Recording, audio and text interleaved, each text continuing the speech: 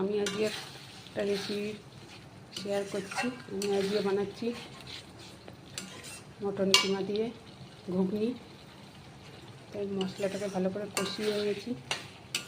মশলাটাকে এভাবে কষিয়ে নিয়েছি। এদিকে গরম জল বসিয়েছি আর একটা কড়াইতে। দিয়ে ঘুগনিও আমার সেদ্ধ হয়ে গেছে, ভালো মতোই সেদ্ধ হয়ে গেছে। মশলা দিয়ে সব কিছু দিয়ে কষানো হয়ে গেছে। এবার আমি ঘুগনি মটরটা ঢেলে দেবো।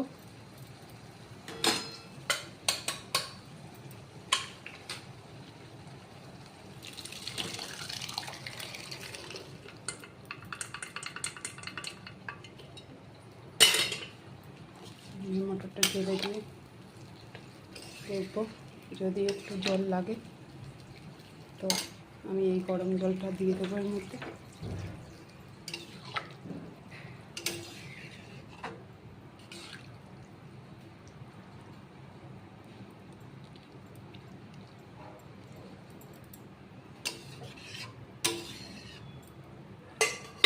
আর এই ঘুগনির রেসিপিটা আপনাদের কেমন লাগলো দেখে বলবেন।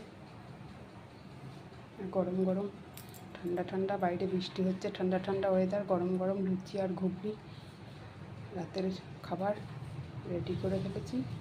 এদিকে ময়দা মাখা হয়ে গেছে, গরম গরম লুচি ভাজবো বা পাউরুটি দিয়েও খেতে খুব ভালো লাগবে।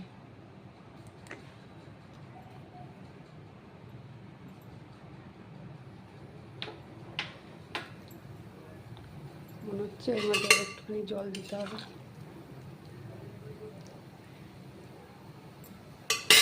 আমি এই গরম জলটাই অ্যাড করবো এর মধ্যে।